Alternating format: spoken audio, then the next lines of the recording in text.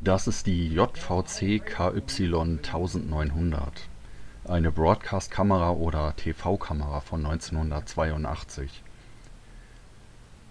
Solche Kameras werden für Fernsehsendungen, das heißt Reportagen, Live-Konzerte und Studioaufnahmen gebraucht. In normalen Kameras, die sich Leute bis in die Mitte der 80er im Laden kaufen konnten, war ein Vakuumröhrensensor für Farbaufnahmen eingebaut.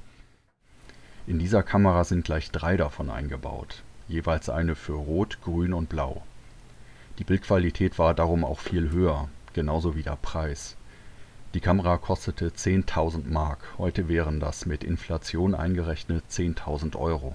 Natürlich sind diese Akkus nach fast 40 Jahren tot, aber die alten Cadmium-Akkuzellen habe ich durch einen neuen Lithium-Akku ausgetauscht.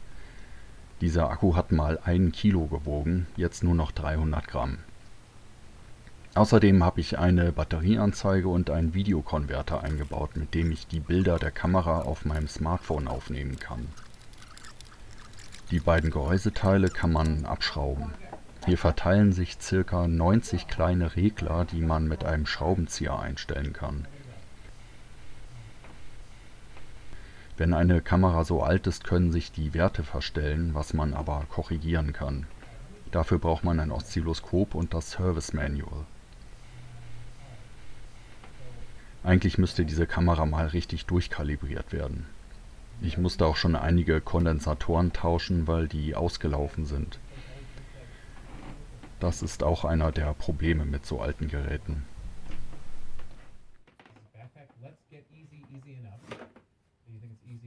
Diese Zylinder hier sind 3 Vakuumröhren, die parallel also übereinander eingebaut sind.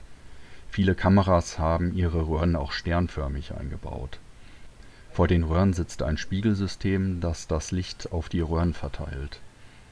Das Objektiv wiegt 1,2 Kilo und hat einen 10-fachen Zoom.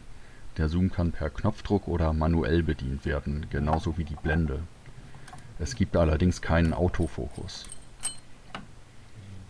Das Objektiv kann noch mit Fernsteuerung ausgerüstet werden für vollkommen wackelfreien Zoom und Fokus.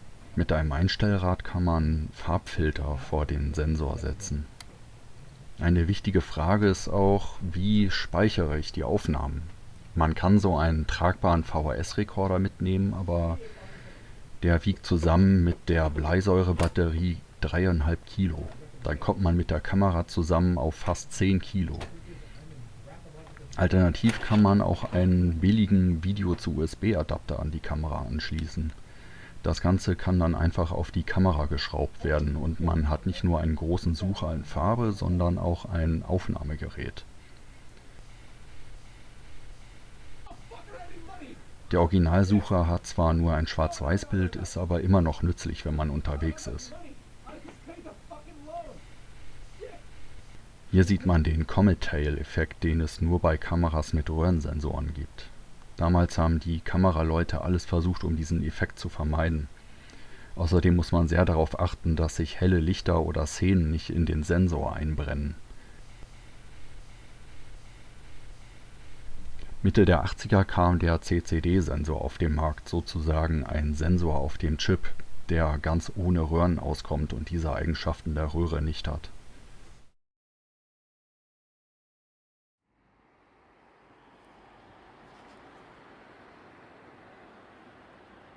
Ehrlich gesagt bin ich froh, dass ich für diese Aufnahmen nicht noch den Videorekorder mitschleppen musste. Die Farben sind wahrscheinlich nicht ganz korrekt, meistens ist ein leichter Grünstich im Bild, aber die Kamera muss wie gesagt nochmal richtig eingestellt werden.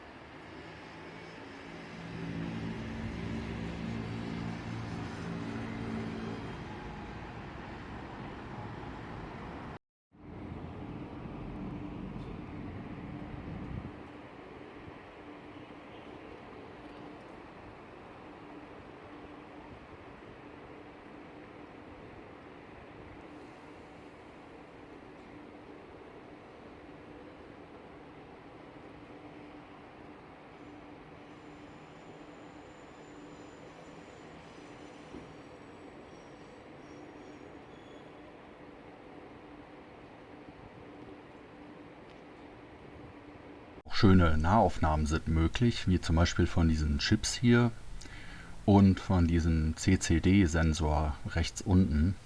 Der wurde Mitte der 80er eingeführt und hat diese ganzen Nachteile der Röhre nicht. Er war günstiger herzustellen und hat weniger Strom verbraucht. Und die Kameras konnten kompakter gebaut werden. Und die Röhre war damit praktisch ausgestorben.